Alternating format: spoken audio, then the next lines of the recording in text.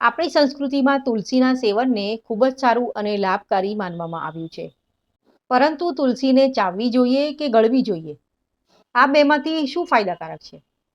તો ચાલો આજના વિડીયોમાં જાણીએ.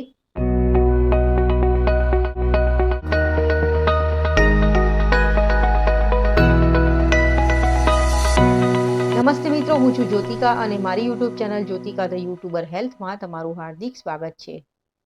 આયુર્વેદમાં તુલસીનું ખૂબ જ મહત્વ છે.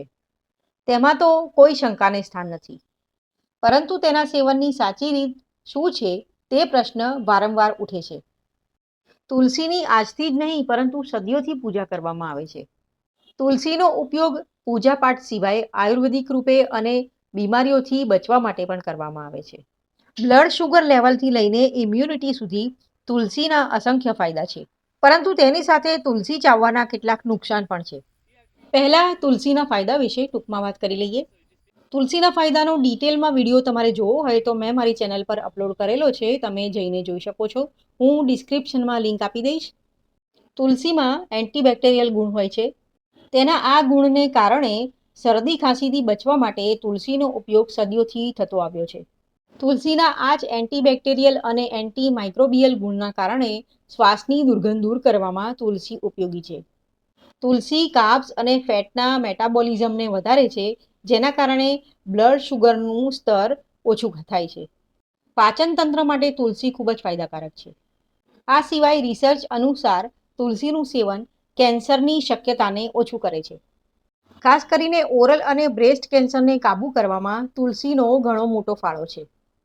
પરંતુ તુલસી ચાવવાના કેટલાક સાઇડ ઇફેક્ટ પણ હાલના રિસર્ચમાં શોધાયા છે, જેના પર એક નજર નાખવી આવશ્યક છે. તુલસીને ચાવીને ખાવાથી દાંતના રંગ પર અસર પડે છે.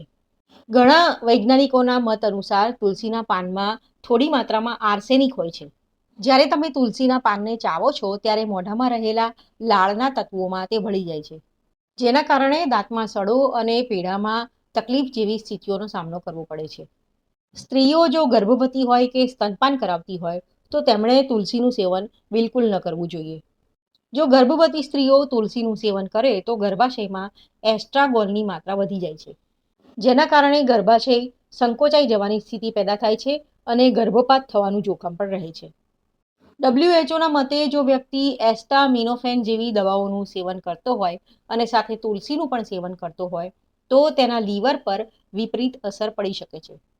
તુલસીના પાનનું સેવન કરવાથી સ્ત્રીઓ અને પુરુષોમાં ફર્ટિલિટી એટલે કે બાળકને જન્મ આપવાની ક્ષમતા પર ખરાબ અસર પડે છે. તેથી જ આજકાલ વાંઝિયાપણું સામાન્ય સમસ્યા બની ગઈ છે. તુલસીમાં પ્રજનન સંબંધિત હોર્મોન્સને ઓછું કરવાની ક્ષમતા રહેલી છે. આપણી સંસ્કૃતિની વાત કરીએ તો તુલસીનું સેવન ખૂબ જ લાભકારી માનવામાં આવ્યું છે, પરંતુ તુલસીને ચાવવાના બદલે તેને ગળવાની સલાહ આપવામાં આવે છે. આ તો થઈ તુલસીના સાઇડ ઇફેક્ટની વાતો. ચાલો હવે જાણીએ તુલસીના સેવનની સાચી રીત. આદુ ઇલાયચીવાળી ચા તો બધાએ પીધી હશે, પરંતુ શું તમે તુલસીની ચા પીધી છે? તુલસીના પાનને ચાવવા વિશેષજ્ઞોના મતે ખતરનાક માનવામાં આવે છે. તેથી તુલસીનું સેવન તમે ચા સાથે કરી શકો છો. સ્વાસ્થ્ય માટે તે ખૂબ જ લાભકારી છે અને તેનાથી ઇમ્યુન સિસ્ટમ પણ મજબૂત થાય છે. તુલસીનો ઉકાળો પણ સ્વાસ્થ્ય માટે ઘણો લાભકારી હોય છે.